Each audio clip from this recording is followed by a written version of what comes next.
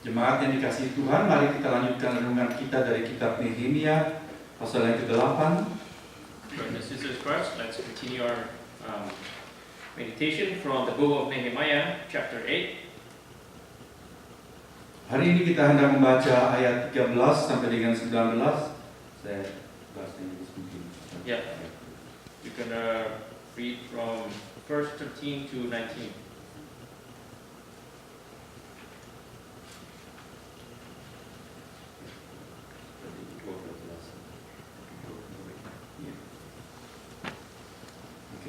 Bahasa Inggris ayat 12 sampai 18. In English, it's verse 12 to 18. Kita membaca ayat per ayat, silih berganti dalam bahasa Indonesia dan bahasa Inggris. We're going to take turn reading in Indonesian and English.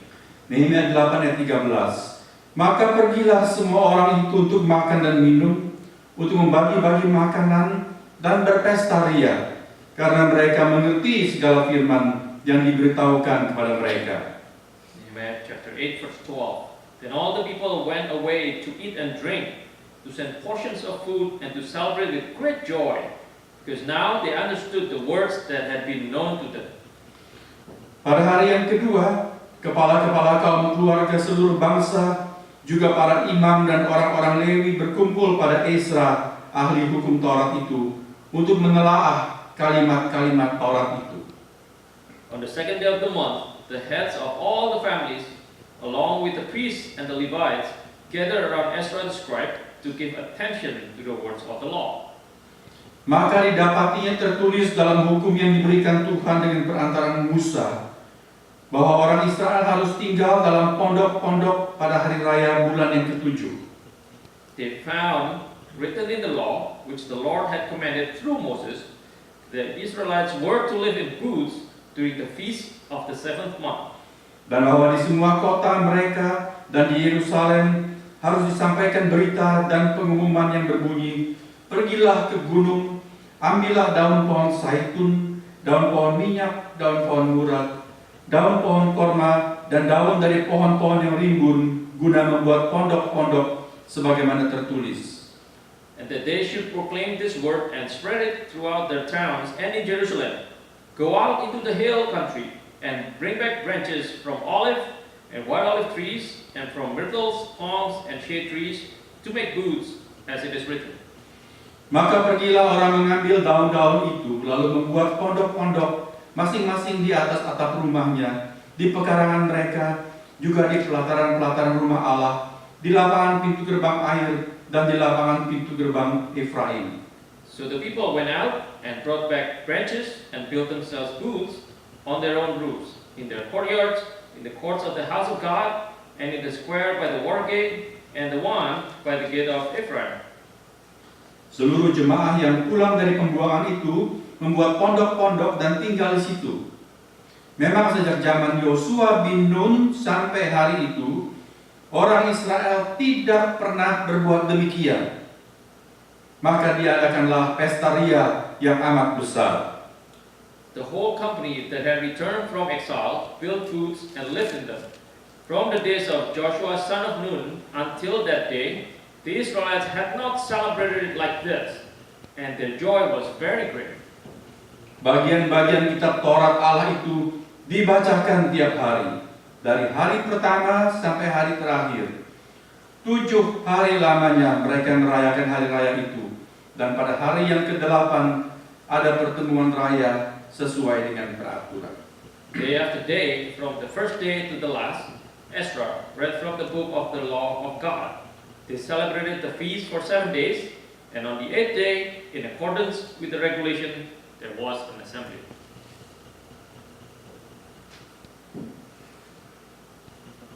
Membaca Alkitab saja tidak cukup. Reading the Bible alone is not enough. Bagaimanakah tanggapan saudara terhadap pernyataan seperti itu? What's your response to this statement? Apakah Anda setuju bahwa hanya membaca Alkitab atau mendengar uraian firman dalam bentuk khotbah saja tidaklah cukup? Do you agree that reading the Bible alone or just listening to the sermon is not enough? Saudara setuju? Do you agree? Saudara-saudara, tentunya membaca Alkitab dan mendengarkan khotbah adalah baik. Reading the Bible and listening to the sermon are good. Tetapi tidaklah cukup bila kita berhenti hanya sampai di situ. But they're not enough by themselves. Dengan jelas Alkitab menyatakan bahwa kita diperintahkan bukan hanya untuk menjadi pendengar, melainkan juga pelaku firman. It's clear in the Bible that we're not just to be listeners, but the doer of the word. Tadi kita sudah mendengar itu di ayat pembukaan kebaktian kita dari Yakobus 1 ayat 22 dan 25. We heard this in our opening verse in James chapter 1, verse 22 and 25. Janganlah kamu hanya menjadi pelaku firman dan bukan hanya janganlah kamu hanya menjadi pendengar saja, melainkan hendaklah kamu menjadi pelaku firman. To not merely listen to the word, but do what it says. Saudara-saudara, Tuhan Yesus pun dengan tegas menyatakan prinsip ini. Even Lord Jesus stressed this out. Di dalam catatan Injil Lukas, In the book of Luke, pada satu hari ketika Tuhan Yesus berkhotbah, one day when Jesus was giving a sermon, dari tengah-tengah kerumunan ada seorang wanita yang berseru, among the crowd there's this lady who shouted, "Berbahagialah perempuan yang mengandung dan menyusui engkau." "Blessed is the woman who bare you and breastfeed you."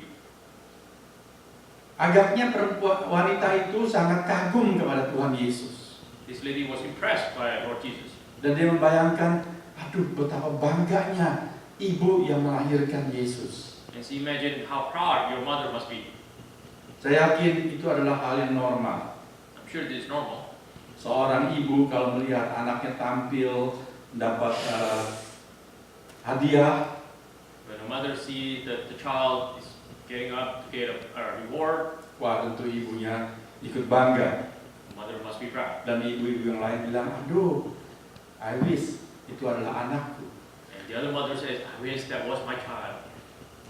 Ibu di tengah-tengah kerumunannya mendengar khotbah, melihat Tuhan Yesus begitu agung, begitu hebat di dalam pengajaran dan pelayanan. Dia bayangkan betapa bahagianya Maria yang melahirkan Yesus. The mother in the crowd imagined, wow, Jesus is so amazing, so wonderful in the teaching. How proud the mother should be. Apa tanggapan Tuhan Yesus? What's Jesus' response? Apakah dia bilang, ya jelas dong ibuku bangga. We say, of course he is. Jelas dong ibuku bahagia. Of course he's happy. Tetapi dia mengatakan, No, he didn't say that. yang berbahagialah ialah mereka yang mendengarkan firman Allah dan memeliharanya. It says, blessed are those who hear the word of God and obey it. Ya, di dalam terjemahan NIV itu lebih bagus. Dikatakan bukan cuma yang berbahagia, tetapi lebih berbahagia adalah mereka yang mendengar firman Allah dan mentaatinya. Yeah, so in the NIV translation is better. It says, blessed rather are those who hear the word of God and obey it. Mendengar dan mentaati itu adalah lebih berbahagia daripada hal-hal yang lain. Listening and obeying are more blessed than everything else. Allah menempatkan ketaatan di urutan paling atas dalam daftar tentang hal-hal apa yang Allah kehendaki sebagai respons kita kepada firman-Nya. God placed obedience at the top list on how we should respond to this word. Saudara coba renungkan lebih dalam. Let's meditate on this. Bagaimana kita memiliki Alkitab ini? Melalui proses apa Alkitab ini kita peroleh? How do we get this Bible? Through what process? Ya kalau diurut dari paling belakang tentu ini dicetak, lalu sebelumnya diterjemahkan, lalu ada orang yang berkorban untuk menerjemahkan, kemudian barulah dia sampai kepada kita. Well, at the very basic, somebody translated this, somebody struggled to publish this, and then it's published, and then it goes to our hand. Tetapi secara keseluruhan, Alkitab sampai kepada kita menurut firman Tuhan sendiri karena Allah mewahyukan firman-Nya. But God Himself says that the Bible come to us because He enlightened us through His Word. Tanpa firman Tuhan yang tertulis ini yang diwahyukan, manusia tidak dapat mengenal Allah secara persis, secara jelas. Because if the Word is not revealed by God Himself, there's no way we can understand it clearly. Yang orang pada umumnya dapat mengerti bahwa di alam semesta ini ada satu pribadi yang jauh lebih berkuasa dari siapapun di dalam dunia ini. People understand in general that there's this sovereign body above everything else in this universe. Ya, pribadi itu menciptakan alam semesta. This entity created the whole universe. Dia maha kuasa, maha suci, He's sovereign, He's holy, dan dia menuntut setiap orang yang berbuat dosa dengan hukuman-hukuman. He demands punishment from everybody who commits sin. Tapi tidak ada wahyu yang mengungkapkan bahwa Allah yang sedemikian itu juga adalah Allah yang mencintai kita. But there's no other revelation that says such God is also God who loves us. Allah yang mencintai kita sedemikian rupa sampai dia sendiri membayar hukuman untuk dosa kita. He loves us so much that He pays for our sins Himself Dengan berkorban bagi dirinya sendiri. by sacrificing Himself. Kebenaran seperti itu hanya kita terima melalui wahyu yang tertulis. This truth we can only receive from the Word of God. Ribuan tahun untuk menghasilkan satu Alkitab yang lengkap. Thousands of years before we come up with one whole Bible. Saudara-saudara, sekarang yang saya mau kita renungkan lebih dalam adalah Brothers and sisters, what I meditate on is this. untuk apa? Buat apa Allah mewahyukan firman-Nya dengan sedemikian cermat? Why did God reveal His Word in such a delicate way? Memprosesnya berabad-abad, Taking years to process. memelihara firman-Nya melintasi berbagai tantangan dan ancaman. Going through so many threads. Saudara tahu di dalam sejarah berulang kali Alkitab ini berusaha untuk dimusnahkan. Throughout history, the Bible is always destroyed. Di zaman beberapa pemerintahan Kaisar Romawi, Alkitab dikumpulkan, disita dan dibakar. Through the reign of the Roman Empire, the Bibles were collected and burned. Di zaman ketika komunisme Tiongkok merajalela, Alkitab dikumpulkan, disita, dibakar, dimusnahkan. Throughout the reign of communism in China, same thing happened. The Bible was Demikian juga collected di and burned. Rusia. And also in Russia. Dan orang-orang yang memiliki Alkitab diancam hukuman, bahkan hukuman mati. And everybody who owns the Bible received death threats. Tetapi ada raksasa-raksasa iman, maksudnya hamba-hamba Tuhan yang perkasa. Mereka memperjuangkan firman Tuhan. But there are giants of faith who fight for the Word of Tetap God. mencetak Alkitab. They still printed the Bible. Dan terlebih lagi tentunya Allah sendiri yang campur tangan. Sehingga sampai dengan detik ini, Alkitab tidak musnah. And God Himself also intervened so that until now, the Bible Bahkan is still here. semakin banyak diterjemahkan ke pelbagai bahasa, sampai ke bahasa suku-suku yang terpencil dan primitif. It's even published to the remote tribes, the languages of it. Perhatikan saudara, Pay attention. untuk apa Allah mewahyukan firman-Nya dan membela firman-Nya, menjaga firman-Nya seperti itu? Why did God enlighten us with His words like this? And Coba why did He pikir. take care of it?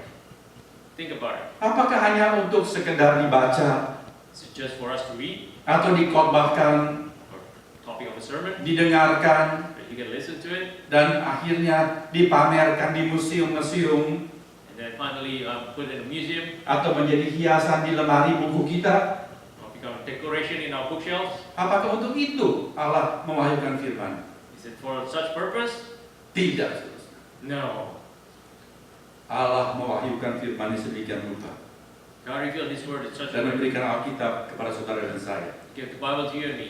Tidak ada tujuan lain There's no other purpose melainkan supaya itu dipatuhi other than for you to obey, dan dilaksanakan. and you apply it in your life. Kalau tidak, Otherwise, masa Allah mewahyukan firman-Nya dan memperjuangkan firman-Nya sedemikian rupa? why did He fight for His word in such a way?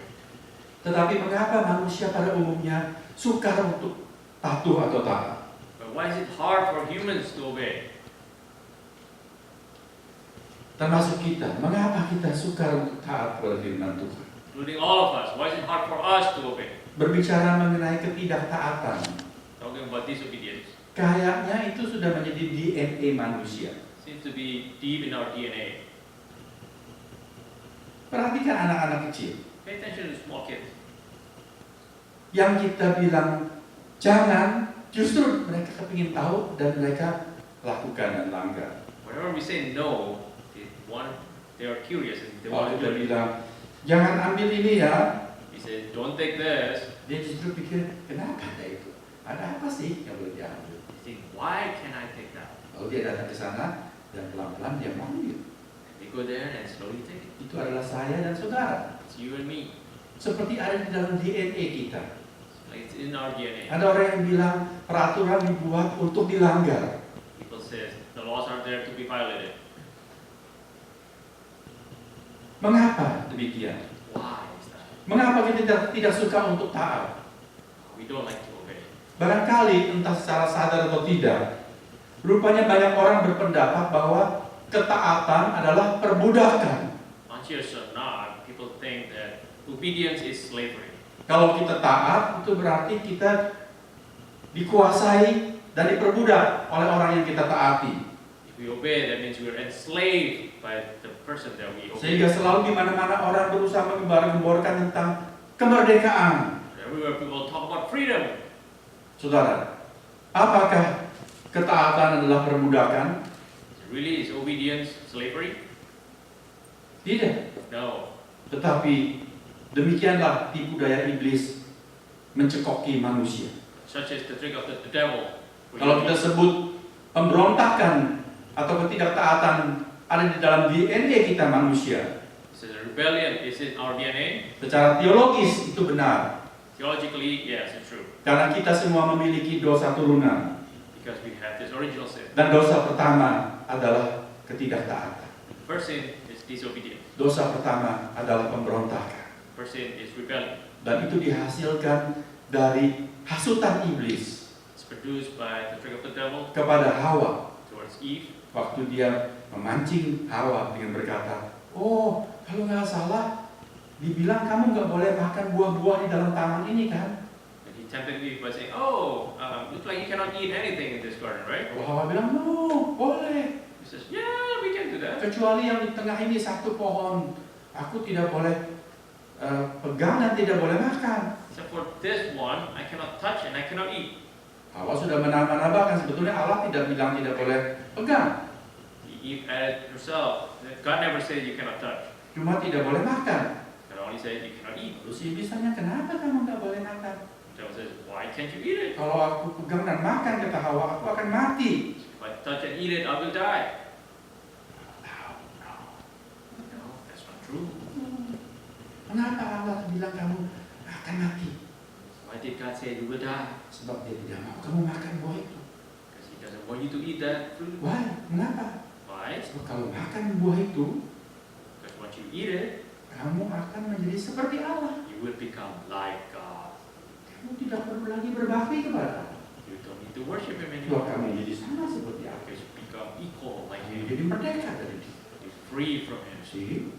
Kalau kamu taat, kamu dipermudah oleh dia. If you obey, you are enslaved by Him. Merdekakan dirimu. Free yourself. Lalu Hawa pikir, bagus juga kalau kita bisa menjadi seperti Allah.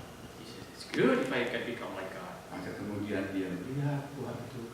So she looked at the fruit. Kita mencatat makin dia lihat, The Bible says the more she looked into it, makin indah. the more beautiful it seemed. Makin dilihat, The more she looked at it, makin menarik. the more attractive. Makin menarik, The more attractive it becomes, makin tertarik lagi. she's more tempted. Makin dekat lagi. She Dan becomes closer. akhirnya dia memetik dan memakan buah. And she picked it up and eat it. Saudara lihat, itu ada di dalam DNA kita. You see, it is in our DNA. Karena hasutan iblis sudah merasuk tidak melalui dosa asal. The deception from the devil has been absorbed by us to original sin. Tetapi apakah betul ketaatan adalah perbudakan? Right? Is it true that obedience is slavery? Mari semua saudara-saudara perhatikan baik-baik. Let us pay attention to this. Baik orang-orang tua, orang dewasa, Seniors, adults, terutama anak-anak muda. especially youth. Ketaatan bukan perbudakan. Obedience is not slavery. Ketaatan adalah kemerdekaan. Obedience is freedom. Tuhan Yesus memberitahukan, Jesus said, jikalau kamu tetap di dalam firman-Ku, if you are in me, kamu akan mengetahui kebenaran. you will know the truth. Dan kebenaran itu akan memerdekakan kamu. And the truth will set you free. Di dalam terjemahan Amplified Bible, In the Amplified Bible, dikatakan jikalau kamu tinggal tetap di dalam firman-Ku, if you abide in my word, dalam arti kamu berpegang teguh kepada pengajaran-Ku, meaning you hold fast to my teachings dan hidup sesuai dengan pengajaran-pengajaran itu. and live accordance with them, Artinya taat kepada pengajaran-pengajaran itu. meaning you obey to the teaching, Kamu akan mengetahui kebenaran. you will know the truth. Dan kebenaran itu akan memerdekakan kamu. And the truth will set you free. Ketaatan bukan perbudakan. Obedience is not slavery. Ketaatan justru adalah sumber kemerdekaan kita. Obedience is the source of our Ketaatan freedom. adalah sumber kebahagiaan kita. Obedience is our source of joy. Allah yang menciptakan saudara dan saya, God who created you and me, Dia yang paling tahu apa yang paling baik buat kita. He knows the best for us. Dia memberikan firman-Nya, petunjuknya, pengajaran atau perintahnya. He gives us His word, His guidance, His teaching. Semuanya itu pada hakikatnya, pada prinsipnya persis sama seperti buku petunjuk produk-produk yang kita beli. Becomes like the manual book for the products that we buy. Kalau saudara beli satu gadget yang mahal, We buy an expensive gadget. sebelum saudara pakai, Before you use it, kalau saudara mau itu bisa berfungsi dengan seluruh perlengkapan fiturnya, we want to know all functionality and features. sebaiknya kita mulai dengan membaca buku petunjuknya. You better read the manual first. Sebab buku petunjuk itu memberitahukan langkah-langkah untuk penggunaannya, Because the manual will tell you the steps. termasuk larangan-larangan supaya tidak terjadi kerusakan atas gadget yang mahal itu. Including the restrictions so that you don't break it. Dan perintah-perintah supaya semua yang terbaik dari produksi produk yang mahal ini dapat kita nikmati. And all the instructions so that you can enjoy the features of this product. Jadi saudara lihat, praktek semau gue You see, if you just want to do everything on your own, atau pembangkangan terhadap buku petunjuk or disobedience against the manual, justru akan merusak atau menghancurkan bukan cuma produk tersebut, melainkan juga si penggunanya. might destroy not only the product but also the user. Ada produk-produk yang sangat sensitif sekali. There are very sensitive products. Kalau kita salah gunakan, If you misuse it, dia mungkin meledak dan mencelakakan kita. it might blow up and hurt us. Saudara lihat, jika adalah bohong sekali kalau dikatakan, marilah kita berjalan semau kita, melampiaskan semua yang kita mau, maka kita merdeka dan bahagia. It's nonsense if we say we can just do anything on our own and we'll be free. Hanya kalau kita berjalan di atas kebenaran seperti Allah pencipta kita memberitahukan, maka kita akan berbahagia seutuhnya sebagai manusia ciptaan. Only if we walk in the truth as God has guided us, we will be free, wholly free. Alkitab syarat memuat perintah maupun contoh-contoh kasus sehubungan dengan berkat ataupun laknat, yaitu akibat buruk dari ketaatan ataupun kebandelan. The Bible full of good examples and bad examples of obedience. Maksudnya berkat karena ketaatan Blessing because of obedience dan kecelakaan karena kebandelan. and misery because of disobedience. Sangat banyak contoh dalam There's Alkitab. so many examples in the Bible. Mulai dari halaman-halaman pertama Alkitab Starting from the first pages of the Bible, sampai ke pasal terakhir Alkitab. all the way to the last chapter of the Bible. Dan mulai dari kisah kejatuhan Adam dan Hawa. If we begin the fall of Adam and Eve, Hawa pikir hasutan iblis itu benar, merdeka dari Allah, lepaskan diri dari Allah, maka kamu akan merdeka dan bahagia. Eve thought, the deception from evil sounds true. I can just be free from God. Apakah itu benar? But is that true? Tidak. No. Langsung pada detik berikut, begitu dia melanggar perintah Allah, The moment she disobeyed God's word, hatinya kehilangan damai sejahtera. she lost her sense of peace and joy. Apa enaknya hati yang tidak damai sejahtera? What good is such heart then? Kalau hati saudara tidak tentram, If you're not peaceful, gelisah, you're always mungkin annoyed. takut, Maybe you fear mungkin something. khawatir, Maybe you worry about something. entah apa, saudara tidak tenang. You're uncalm. Makan pun tidak enak. You cannot enjoy your food. Kita nonton TV pun kita gelisah. Watching TV, it Tidur keeps you pun annoyed. tidak bisa lelah. Even sleeping is not good. Hawa dan Adam langsung kehilangan damai sejahtera itu. Adam and Eve lost their sense of peace. Tadinya mereka begitu bebas. Before they were so free, Sekarang mereka penuh dengan rasa malu. and now they're so ashamed. Dulu ketika Allah datang ke taman itu, mereka datang menyambut seperti anak kecil, begitu gembira karena orang tuanya pulang. Before, when God came to the Garden of Eden, they Sekarang welcomed him mendengar joyfully. suara Allah, mereka justru bersembunyi. Now, hearing the voice of God, they hide. Belum lagi seterusnya, Allah memberitahukan akibat-akibat dari kebandelan mereka. Then God tells them the misfortune of their actions. Tanah yang tadinya hanya menghasilkan semua yang baik bagi mereka The ground that used to produce good things for them akan menghasilkan onak dan duri. will produce thorns. Dengan berpeluh mereka harus mencari makan. They have to fight for their food. Wanita-wanita akan melahirkan dengan sakit beranak yang luar biasa. The ladies will deliver babies in pain. Lalu setelah itu di dalam keluarga mereka sendiri terjadi pembunuhan. And even among their own household, there will be murder, Terus menerus begitu. and so on and so forth. Di dalam kitab Ulangan, Musa menyampaikan khotbah perpisahan. In Deuteronomy 30, Moses had this farewell speech. Dia menyampaikan satu khotbah tentang daftar berkat, dan yang lain adalah kutuk. He put out a list of blessing and a list of curses. Maksudnya Allah memberitahukan di dalam hidupmu itu cuma ada dua jalan saja. God said, in your life there are only two ways: Jalan kehidupan the way of life atau jalan kematian. or the way of death. Jalan penuh berkat A way full of blessing atau jalan penuh kecelakaan. or a way full of curses. Lalu Allah memberitahukan, jalanlah demikian, taatilah yang ini, rambu-rambunya, maka kamu akan menikmati cuma berkat dan kebahagiaan.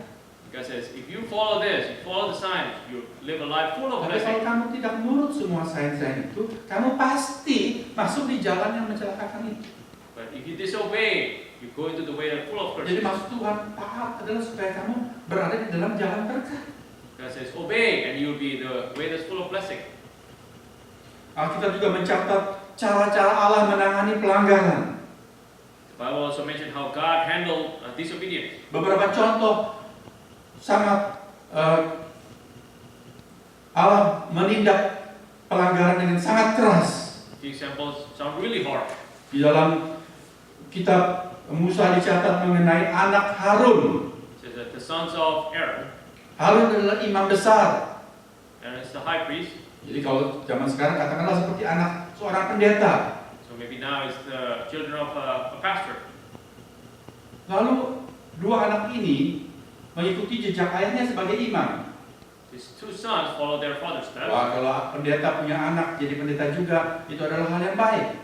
If pastors' children become pastors, it's a good thing. Tetapi dua anak ini, dia terlalu biasa dengan semua upacara dan segala macam aturan. But these two sons, they're so used to all the rituals. Dia pikir, heran kenapa mau bakar pedupaan saja harus pakai api dari mezbah. They say, just to light up this offering, why do I have to use the fire from there, from the altar? Kan sama saja api dari manapun. It's the same fire. Jadi dia pakai arang sembarang. They used the wrong one. Apa yang Allah tindak, saudara-saudara? What did God do? Begitu mereka melakukan hal tersebut, The moment they did it, Alkitab mencatat mereka menyalakan api dengan api yang tidak kudus. they light up the fire from the unholy fire. Allah menghajar keduanya mati di tempat. God strike them dead on the spot. Lalu Allah memerintahkan kepada Harun, kamu tidak usah menangis untuk dua anakmu yang aku binasakan. God told Aaron, do not cry over these two sons that I just destroyed. Tindakan Allah yang sangat keras terhadap pelanggaran. Seems really harsh for this violation. Mengapa Allah bertindak seperti itu? But why did God do this? Tapi nggak terus-terus seperti itu. He wasn't always like that. Supaya kita sadar, That we realize melanggar perintah Tuhan hanya mendatangkan kecelakaan buat kita sendiri.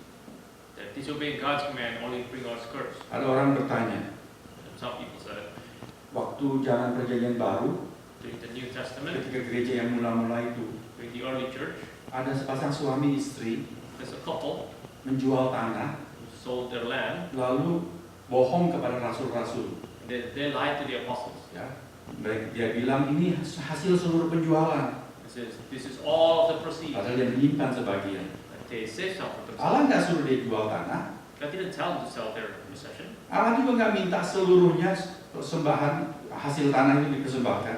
God also didn't ask for the entire proceeds. Terserah kamu. It's up to you. Sebab itu tidak ada aturan untuk hal itu. There's no such restriction. Tapi ngapain kamu berbohong bilang ini hasil seluruhnya? But what did you lie telling this is all the proceed? Mau cari muka? Or seek face? Cari muka artinya cari supaya dipuji orang. Get some fame so that people praise you? Kisah Rasul pasal 5 mencatat kedua suami itu langsung tewas di hadapan Allah. Acts chapter 5 that those couple Mula-mula died. Ananias sang suami. Began with the husband. Ketika dia lama nggak pulang-pulang, istri juga datang.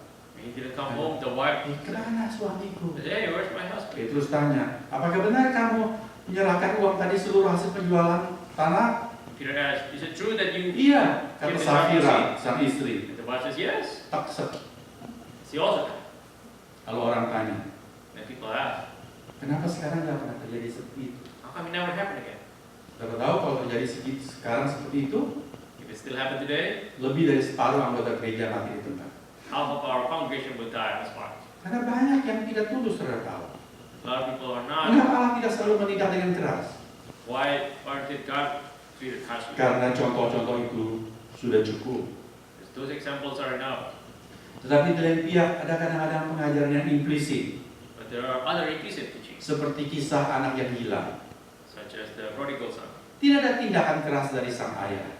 There's no harsh treatment from Saudara the tahu father. cerita itu bukan? You heard the story, right? Ya, si anak minta warisan dari papanya.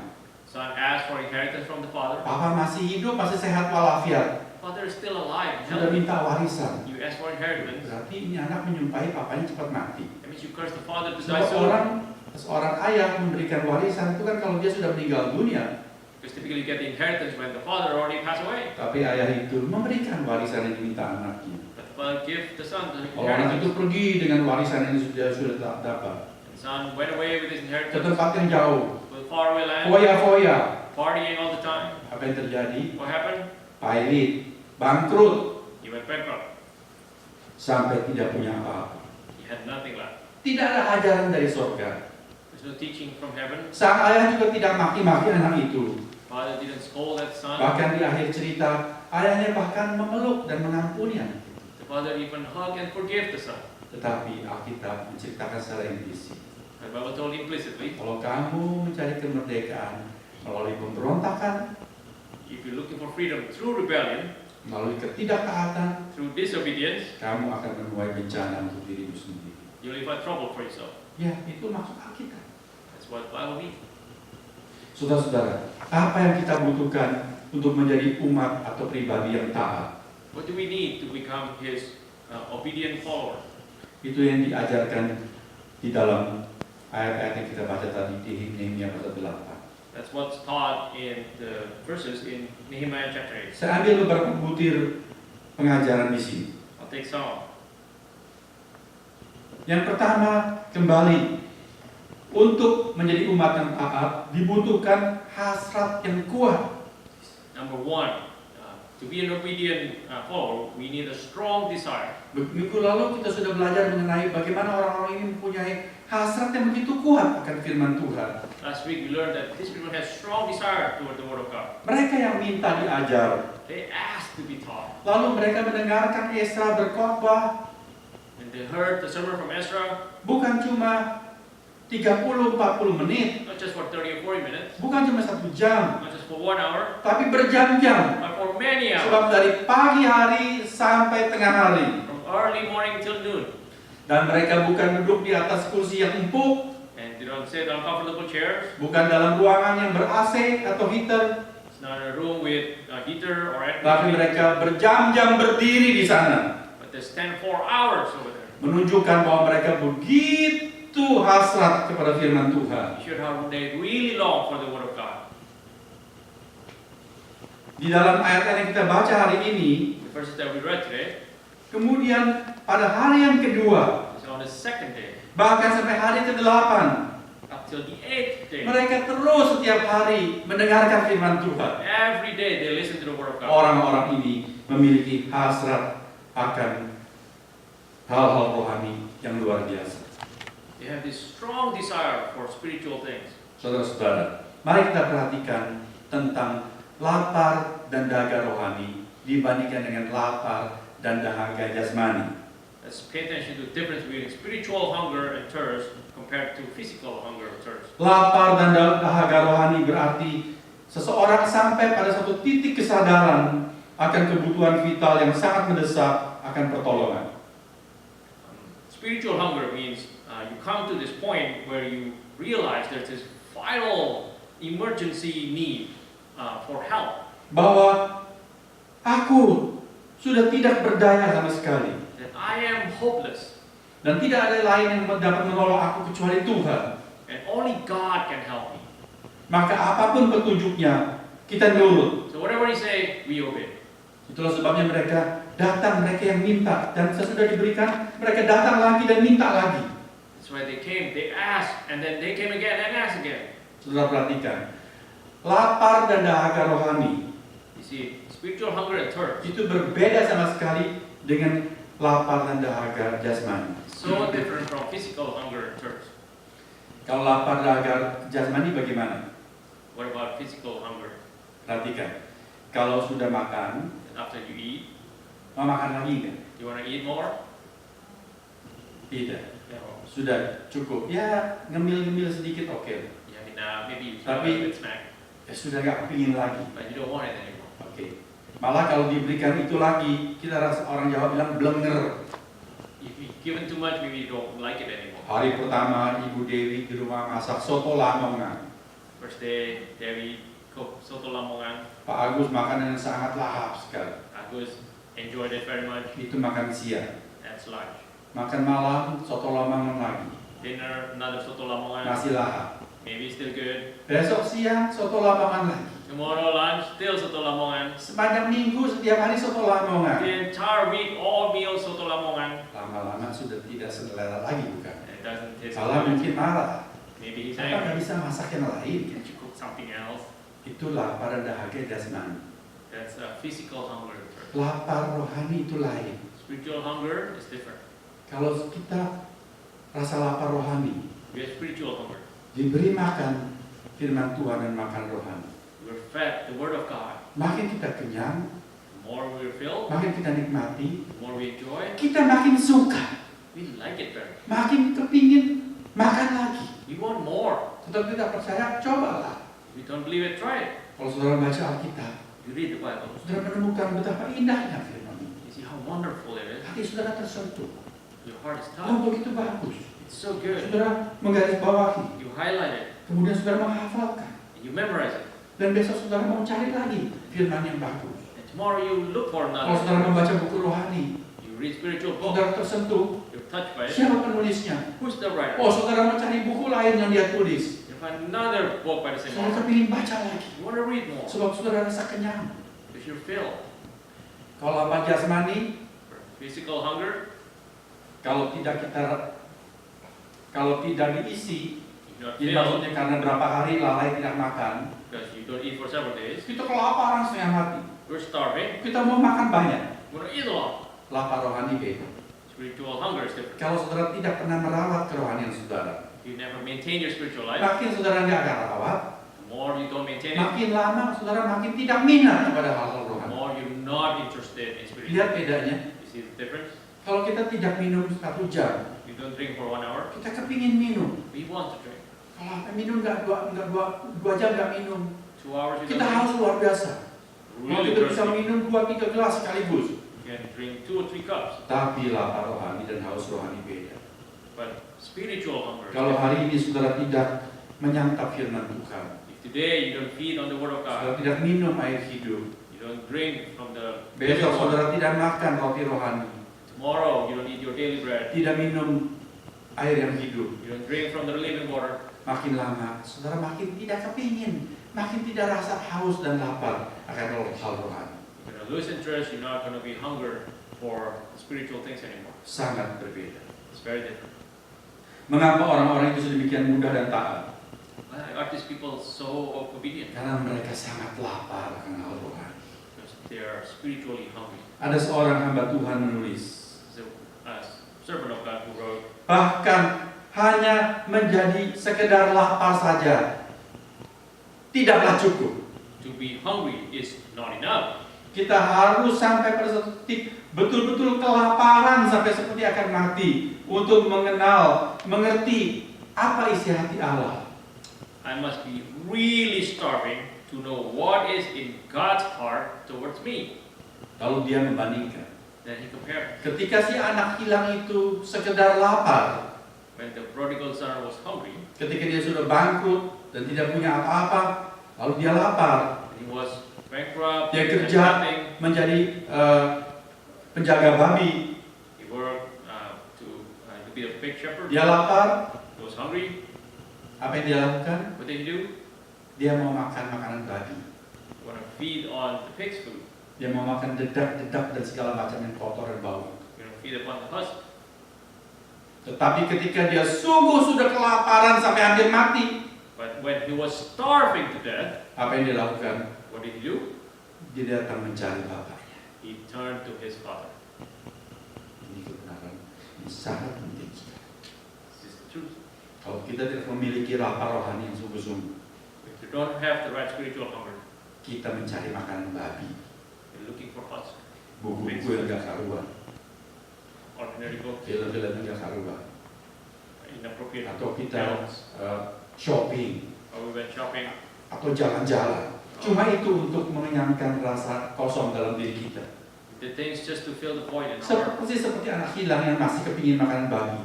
It's like the prodigal son. Tapi kalau kita sungguh-sungguh memiliki hasrat yang kuat akan hal rohani, And we are really starving for kita spiritual tahu things. semua hal-hal yang lain itu sia-sia adanya. We know that everything else is futile. Kita datang kepada Bapa Surga Turn to our godly Father, seperti anak hilang itu. just like the prodigal son. Saudara, seberapa besarkah lapar dan haus akan kebenaran di dalam diri saudara dan saya? How much is your spiritual hunger and thirst? Itu menentukan kita akan suka taat kepada Allah atau tidak. Determines whether we want to obey God or not. Orang yang kelaparan sampai mati If we're starving to death, tidak cerewet lagi bilang, aku nggak suka ini, aku nggak doyan itu. he doesn't complain, I don't like this, I don't like that. Betul? Right? Anak-anak kita cerewet Our children might ask for things karena mereka tidak kelaparan sampai mati. if they're not starving. Bahkan mereka belum lapar, kita sudah suruh makan lagi. If before they're hungry, we Itu tell them. orang Asia. That's Asians. Selalu takut anaknya kelaparan, Always afraid the kids takut will anaknya hungry. kurus, Afraid they'll go takut sick. anaknya sakit. Afraid they'll be sick. Jadi pagi hari baru breakfast, So in the morning you get breakfast. baru jam 10 sudah disuruh makan lagi. 9 o'clock, hey, eat again. Akhirnya anaknya rewel, tidak suka makan. The child doesn't want to eat. Tapi cara pendidikan barat lain. But Cara the ways are different. Jam makan itu tertentu. It's a definite time to eat. Jam makan anak yang masih kecil, umur 2 tahun, 3 tahun pun duduk di meja makan. When you're 2 or 3 year old, when it's time to Dengan eat, kursi you tingginya, sit with your chair, mereka punya porsi sendiri, you get your own portion, orang makan sendiri.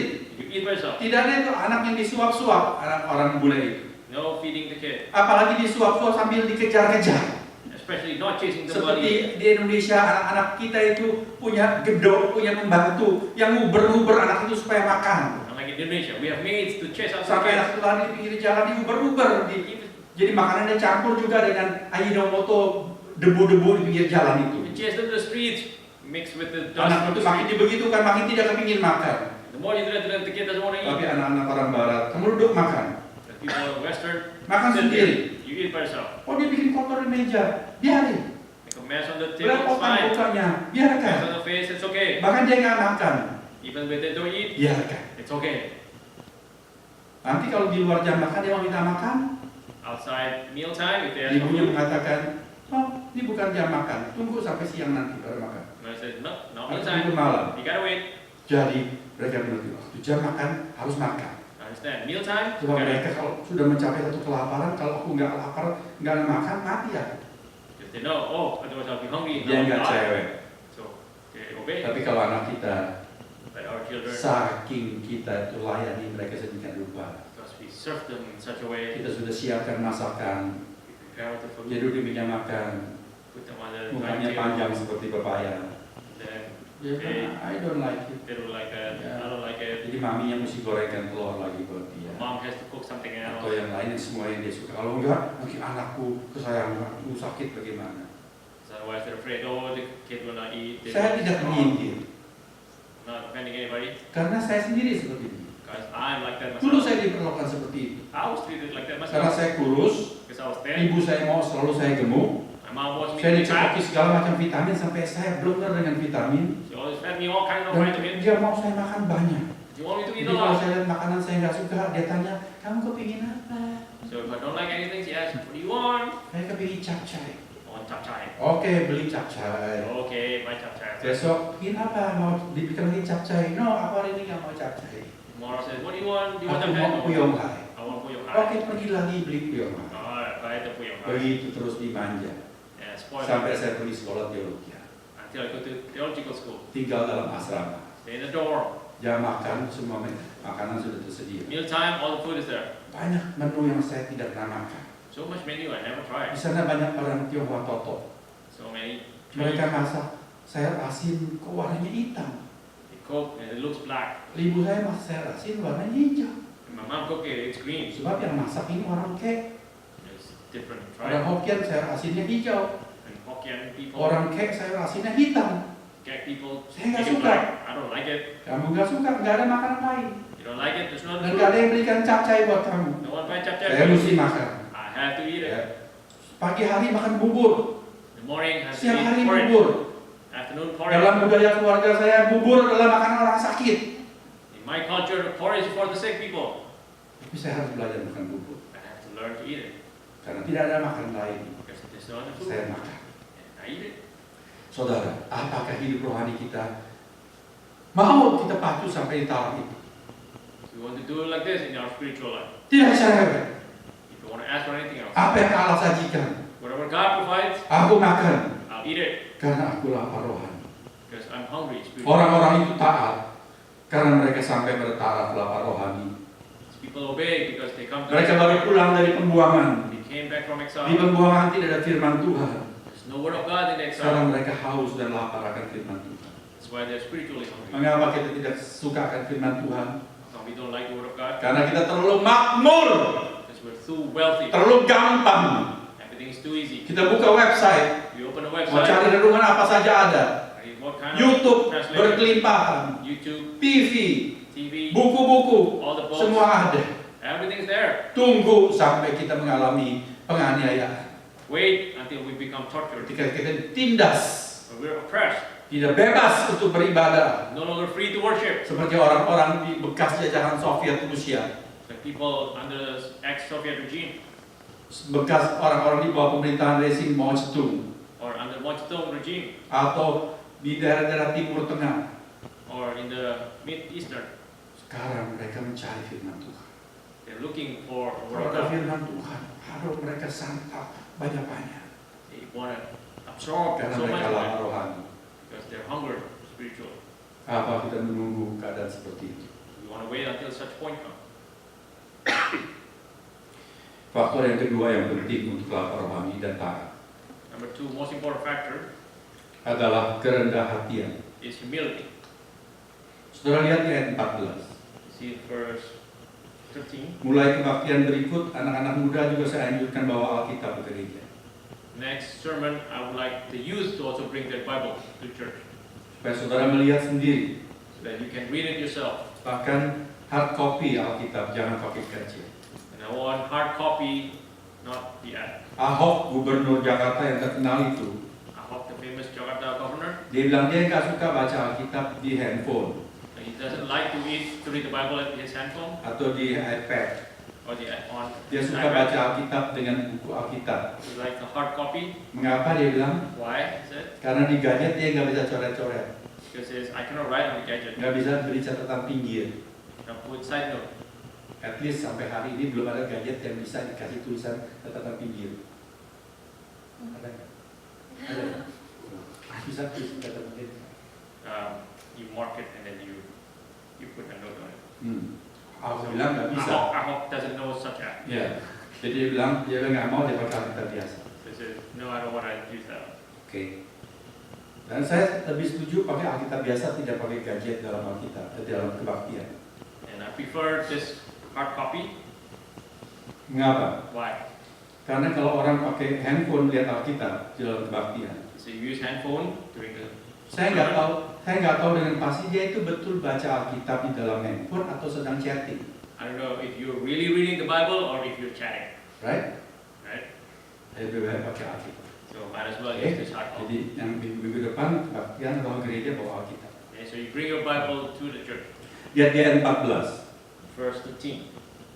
Dikatakan pada hari yang kedua, kepala-kepala kaum keluarga seluruh bangsa juga para imam dan orang-orang Lewi berkumpul pada Esra ahli hukum Taurat itu untuk menelaah kalimat-kalimat Taurat. It's on the second day of the month. The heads of all the families, along with the priests and the Levites, gathered around Ezra the scribe to give attention to the words of the law. Jadi siapa yang datang kepada Esra? So who came to Ezra? Orang-orang yang berkedudukan, People of good position. para pemimpin, tua-tua, imam, orang-orang Lewi. The heads of the families, priests, Levites. Umur mereka kemungkinan banyak yang lebih tua dari Esra. They're probably older than Ezra. Juga kedudukan mereka paling tidak itu setara dengan Esra. The position is at least same level as Ezra, Tapi mereka minta diajar. but they want to be taught. Itu menunjukkan kerendah hatian. It shows their humility Untuk bisa taat, to obey. orang perlu rendah hati. We have to humble ourselves. Alkitab dengan banyak versi, dengan banyak cara menekankan kehendak Allah agar kita tidak merasa diri sok pinter. The Bible told us that we don't think too highly of ourselves. Di dalam kelas katekisasi beberapa minggu yang lalu, anak-anak muda kita menghafalkan Amsal 9 pasal 3 In catechism class, our youth memorized Proverbs chapter 3, ayat 1 sampai 12. verse 1 to Di 12. antaranya adalah jangan engkau memandang dirimu sendiri bijak atau pandai. Among them it says, don't think too highly of yourself. Takutlah